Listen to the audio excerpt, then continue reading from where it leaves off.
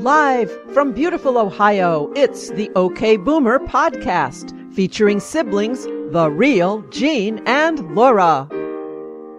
Hi, I'm Jean. And I'm Laura. And we are here to encourage all you boomers and millennials and everyone in between to be happily okay. Oh, yes. Well, during today's podcast, Jean, we will be chatting about, and I'm going to give you another little clue, rocking the... ...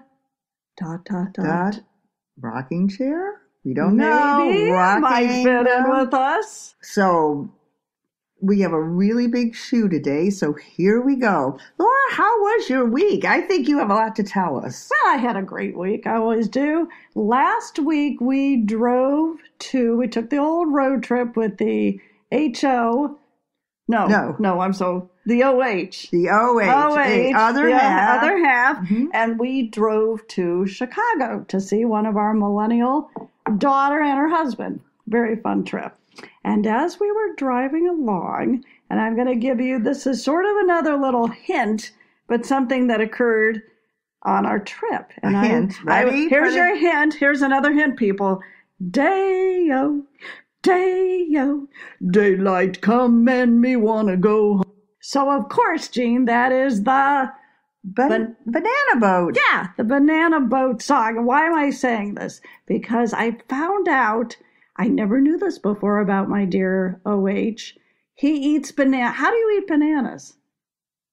You unpeel it? Mm-hmm. Yes. So I'm happily unpeeling my banana, but I unpeel it, peel at a time, and I eat. So I have a nice little holder for it. All right. But apparently, and I, for some reason, never knew this about my husband, he just unpeels the whole thing, and he holds a naked banana. No, I don't do it that way. No. Did you discuss this with him? We did. It was like the look of horror that each one of us ate our bananas differently. It's a little disturbing. But that's what's fun about marriage. And just never know what you're going to learn. The things you find what out. happened? Well, we just continued and drove into beautiful Chicago at night. The skyline is just gorgeous. So we just had a good weekend. We did something fun on Saturday, but we'll get to that topic in a little bit. So how was your week? My week was pleasant, too. We've certainly had nice weather. Who would think you could wear shorts in Ohio in the winter? But on the weekend, I got out of my comfort zone a bit, too. Yes. And by getting out of my comfort zone, I mean get out of my reclining chair and go do something. I went with my millennial son and his gal on some trips around our area. And we went to Cabela's and browsed there. Oh, that's always fun. It is. And then we went to downtown Cleveland to the West Side Market, which has actually been around for about 100 years. It's been selling all kinds of foods. So just so much fun to walk around and browse around and see different meats and pastries. Oh, and that was great. Yeah. And we ended up going to a pretty authentic, I believe, Chinese market. So just a nice day to wander and talk and be with my family. And just a great day. Oh, how nice. All righty then. Well, I have a little surprise for you here. Yes. I have a little surprise. I love surprises. Well, and actually you contributed to it. So you brought us a bottle of... Switchel. Yes. Switchel. It's like switch, W-I-T-C-H-E-L. It is, I love this stuff. I brought this back from Canada when I had that half marathon from Mossberry Farm. Oh, the half marathon. Yes. Read the label to us. Well, if I don't have my reading glasses, Jean, but it's made out of like cranberry and maple and apple cider. It's supposed to be good for you. All right, I'm going to read the label. Now, this isn't a sponsor, but I want to make sure people really understand what we're going to be brave and try. Now, this is out of my comfort zone, too. So here's the label. Mossberry Farm, original Canadian switchel. That was the French side. I have to switch to the English. Sorry, bonjour. I guess it's Canada. All right, this is the English label now. Cranberry and maple, all natural, unfiltered, ginger tonic with organic cider vinegar. That's so the I'm stuff. going to, Cheers. we're going to have a little toast. We are having a So toast. here the toast is ready, but don't clink glasses till I read the toast. We actually have a toast to read. And I think this is kind of like millennials call it kombucha or kombucha. I don't. It's sort of maybe like that. The cider vinegar stuff is supposed to be good for your innards. All right. Well, we're going to start with an Irish toast, which is actually going to lead into the big topic of the day. So here's the toast, which many of you know, and feel free to have your own little toast as we do this. There are good ships, and there are wood ships, the ships that sail the sea.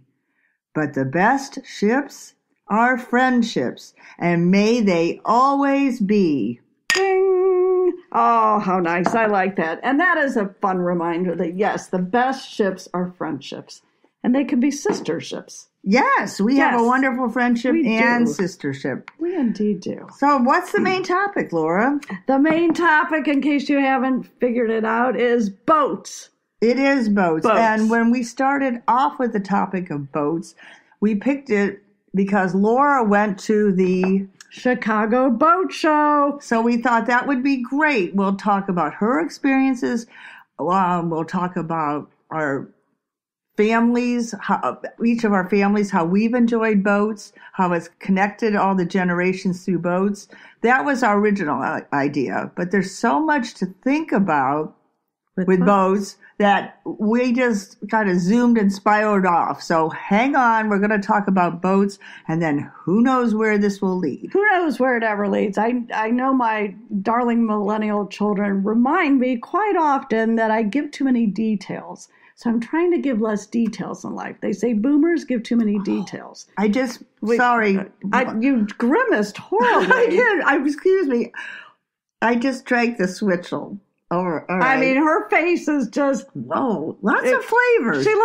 She just looks like she's in pain. But so yes, moving on from the switchell, and I think they also don't like how we just did this and we interrupt constantly and switch on to a random topic. So we're doing our best. We're back to boats. You're at the boat show. Trying to stay focused and not give out too many details. Like I'll give a story and I have to give I met. Susan, all right, go on. And it goes on and on about everything. Boats. Okay, boats. So we went to the Chicago Boat Show. I loved it. It's in the McCormick Center. It's huge. We've gone to the auto shows there. They know how to do it, Jean. There were just so many boats everywhere. Hundreds. I want to say hundreds. Absolutely. They did not, however, have boats over 46 feet was the biggest boat they had. So nice. I mean, a very, very nice boat. I would be thrilled to have that, but I was kind of looking for the yachts. There were no yachts. So most were for families to enjoy they had boats. Fishing boats. They had pontoon boats. I would like a pontoon. I would too. I think that'd be really fun. Mm-hmm. That would be our speed. We could put rocking chairs on a boat. Oh, we probably could. One thing about going to a boat show, and I've been to smaller ones up around Lake Erie, all the boats look so gorgeous and new and pristine. And my family and I have enjoyed our boats. We've enjoyed riding to the islands that are accessible. Beautiful little voyage. You go by the lighthouse at Marblehead. You get to see all the quaint cottages as you approach Put-in Bay. Then you can take some time for a pleasant lunch with the beautiful views, and then motor back. That's been fun. And jet skis have really been a good addition. The boys have had jet skis, and then Paige and I got one too, and for the first time last summer started going around Sandusky Bay together on our jet ski, and that's really kind of fun. I like that. But all in all, Laura, I would say... Can I just ask a quick question? Yes. Because we seriously looked at jet skis at the boat show. Yeah. Are you a fast jet skier or a putter? I would say a medium. Because I'm a putter. I went jet skiing with my one daughter in Florida, and she is just zipping around everywhere. I find that a little terrifying. That's why we're lucky that we live during the summers on Sandusky Bay, and we go during the weekdays where it's not so crowded. But I would say we go along pretty well, maybe 30 miles an hour, which all you millennials may laugh at, but that's what we do. But Laura, all in all, I'm like that phrase of, Lord, I'm so small, my boat is so small, and your sea is so vast. I'm always a little bit apprehensive on boats. The lake is big, and it does have swells, and I'm the only one in the boat wearing a life jacket. Everyone else is having a great time, but I never fully relax. Speaking of people that can't relax on a ship, I guess this is a true story. Back in the 1800s, a man was on a ship. The ship burned down and the ship sank. So he survived miraculously. For 41 years, he refused to ever go on another ship or boat.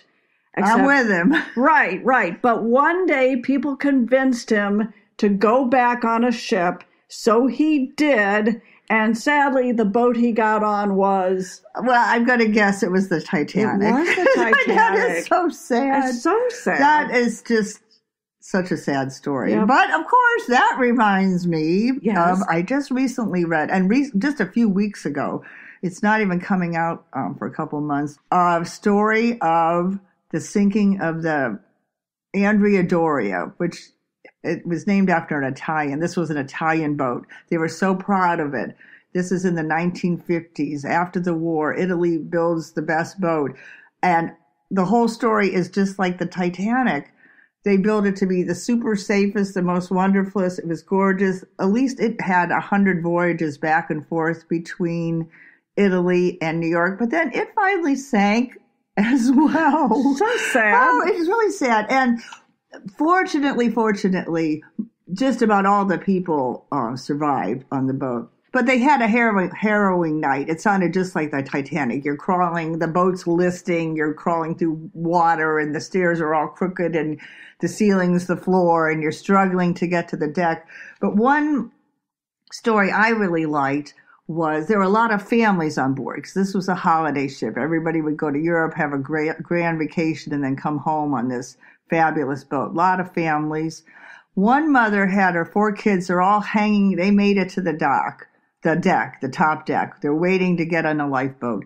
They're all hanging on to each other. And to while away the awful hours, she had them each reminisce about what they liked best about vacation and all the scenes they saw in Italy and all the funny experiences they had. And I thought, I hope I would be a mother like that would be able to keep my kids calm and make it You would be. as pleasant as possible.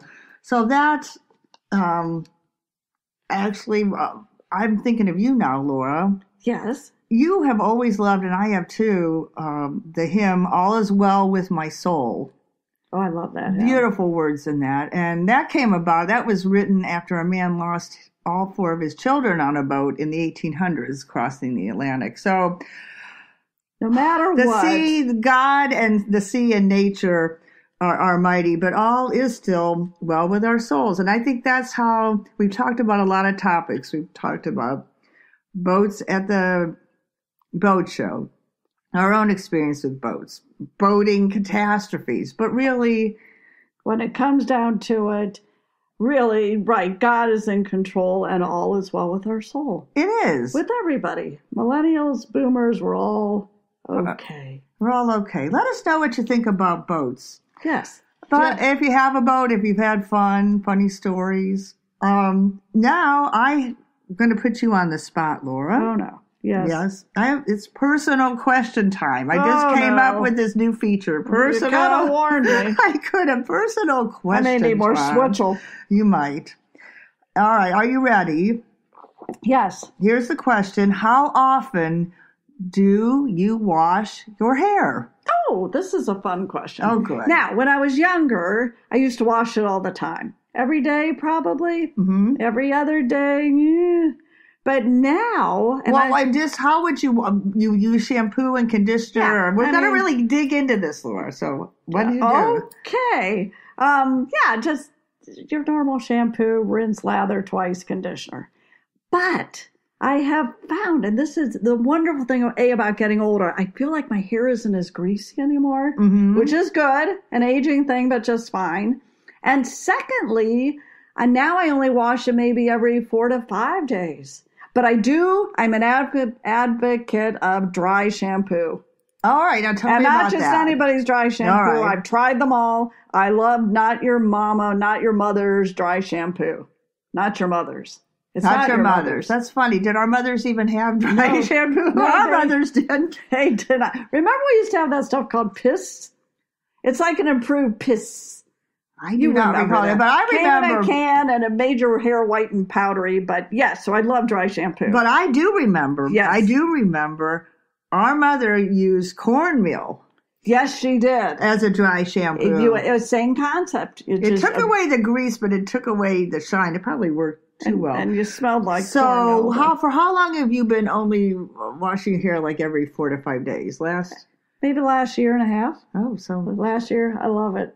I'd It's so freeing. It's just so freeing. I'd like to hear how millennials and Gen Xers, what they do with their hair. I probably am about on the same schedule. I feel like my hair is really thinned out, though. So that's another thing with the aging. That's another thing with the aging. There's always a weave. We could go in for a little Have you weave. thought about that? I used to, but then I realized when you put those extensions and weaves in, it's so hard on your hair. Oh, is it hard So on your hair? now I'm just letting it all go. I scrunch it and I let it go curly, and I don't care. It's a little frizzy, but I like that. There again. I have a whole new approach. Freedom in my aging. Yes. And now I think you're going to tell us something about Proteins. So we are in Chicago, in the West Loop, actually. Trendy new area in this fabulous restaurant called Monte Verde. I highly recommend it. So we are sitting there, and we have this wonderful pork ragu we're all sharing, and all of a sudden the daughter shouts out, "So, what are your favorite proteins that we've eaten?" What an interesting And conversation my started. husband looked at her like, "What the blank are you talking about?" And we realized this is the way millennials talk. We might say, "Which pork or which meat did you like the best?" They just shout out which favorite protein. And then I realized there's something called protein balls. Okay. You can actually eat protein balls, are a big thing. Oh, you can eat them. I thought maybe this was a dance once a year, the gala protein ball. Yes, fundraiser for protein. Right. Protein gala. No, they're like pecans and chocolate and nuts and fat, a combination of like fats and protein. And you can put protein powder in the protein balls. And you would eat those for a meal, or would you eat I those? think it's healthy snacks. Healthy snacks. Yes, so know your proteins, but is the point. Proteins are good now? Yeah, they are good. They're good for us. They're recognized as being good. We're allowed to eat proteins now. Yes. What I have learned, see, millennials, you really, we're giving you credit today. You really can teach us a lot. And you taught us a lot about healthy eating and being more mindful about our eating. And I've noticed that one of the young gals in our family who we love posts great Instagram photos of her meals. And when she started, when I started looking at this and following those, I thought, what's with all the tofu and the fake chicken and the purple sweet potatoes and things we can't even get here? Well, what is all this? But then I got more and more used to it, and I started being a little more adventurous myself. So I'll make a sweet potato, and I'll put black beans on it and some salsa. And I'm changing my ways a little bit too, and it is good. It actually is very good. So we applaud millennials in a good way, because they have helped us just experience a whole new food group other than mashed potatoes and steak. And macaroni and cheese. Right, Kraft. Still good, though, still good. And tuna noodle casserole. Yes, tuna noodle casserole. Nobody makes that anymore.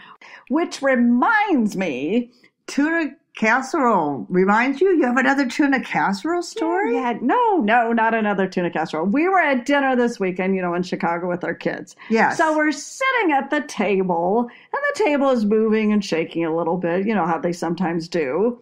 And it's not level, something like that. Right. It's not level, and that's a little irksome. So my husband so happily and proudly shouts out, "It's a wobbler! We've got a wobbler!" And I'm just laughing hysterically. I just think it's so funny. And my kids are looking at us like, what is going on here? They have no clue what we're talking about. And we realize They don't know the reference to the Progressive insurance commercial. Oh, is that what it was? I really like Progressive's commercial. I haven't seen that one. So what's that commercial? Tell a little more about it. It's just these couples are at a table, and the one couple, they're like, I don't know, late 30s, and they're friends, and the guy shouts out, "We have a wobbler," and he's trying to fix the table, and it says, "Are you turning into your parents?" And the point being, when you get to that point, that age that you start turning into your parents, you need insurance. Blah, blah, blah. Oh, you're trying to become responsible and grown up. But anyway, so like you need a 401k. Like kids, do your kids like to talk about that with you? No, not particularly. But our secret weapon is someday you will turn into us. That's true. Remember, you'll be shouting, "It's a wobbler." We're all okay, and get ready. This is just a preview. Yes, this is what's going to happen for the rest of your life. But I do like those commercials. But you know why people. I didn't even know that commercial, but you know why some millennials wouldn't get that. Because they never watch commercials, because they never watch regular cable TV. Right, they're watching that. I don't know, Netflix, something. Yeah, no, I do like Netflix. Do you really? Yes, I do. Yeah, you're better at it than I am. We never watch. We are pure cable people. We watch The Voice, Survivor. I think the reason I like Netflix or even Amazon Prime Video is it really is fun to binge. Like if there's a series you want to see, you can watch all 12 episodes really in a day if you wanted to. That's kind of fun. True. It is fun, but I still like my tried and true series on regular old NBC, ABC. Well, then you might be good. So you kind of think you know a lot about TV and commercials. I do. I know my commercials. All right. Okay. Because funny you would mention wobbles and commercials, and this all started with tuna casserole, actually. Of course. So from tuna casserole, we went to wobbling, we went to commercials, we went to millennials turning into boomers. Yes. And I was just the other day thinking about old commercials. Oh, that's always fun. Yeah, this is one, if you can either guess it or fill in the rest, this was one that was very controversial at the time. Do tell. It was very controversial, and it starts off, and see if you can finish it. Okay. Starts off, "Mother, I'd rather not." I have no idea what it is. Mother, I'd rather not. No, it's "Mother, I'd rather do it myself. That's right. "Mother, I'd rather do it myself." Ooh, we're taxing the brain. That was actually for Aniston. And I think that ran in several different variations as well. But one of them was the daughter is trying to make soup or some kind of dish. She's stirring at the stove, stirring something. And mother behind her is all happily ready to put some more sugar. Right. And she says, "Mother, I'd rather do it myself." I guess that triggered the daughter. But that was kind of controversial. Should you really talk to your mother like that? Was the that's mom true. Wrong? That is true. Oh boy, wow, you're right. So a little the memory's not so good. Try me again. All right. That was for Aniston. Was it because she had a bad headache? I suppose. Wow. See, that's what we boomers do to you kids. All right. Do they even still sell Aniston? That's a good question. I don't know. Okay, continue on. I don't know. All right, I'm going to try to do a little jingle for you. Okay, jingles were big back then. Sing away. Too. When the value goes up, up, up, and the prices go down, down, down. I remember the jingle. I have no idea what it's for. I thought you were good at commercials. I guess this is before your maybe time. I'm too young. I don't know. Go ahead. No, I remember the jingle. Go ahead. Robert Hall this season will tell you the reason. It was for Robert Hall clothing, which I think was like a Kohl's. Yeah. That's way too early for you. Yeah, a little early, but oh god. Yeah, here's what you're going to know. Here, I have a couple now. You're going to know for sure. See the USA. In a Chevrolet. Yes. Yay. Who sang that? Who sang that? I don't know. Kate Spade. No, not Kate Spade. She's the designer. Kate Smith. I don't know. Dinah Shore. Dinah Shore. Oh, dear. All right, now you for sure know this one. All right, you're going to know this one Maybe. right away. Oh, gosh. Where's the beef? Oh, I do know that. That's the sweet little old lady for Wendy's. Yeah, it's perfect. Right. Yes, where's the beef? This is Probably a funny everyone one. knows that. Yeah. Yeah, right. Millennials, they know that. I think They so. would know that too. Good.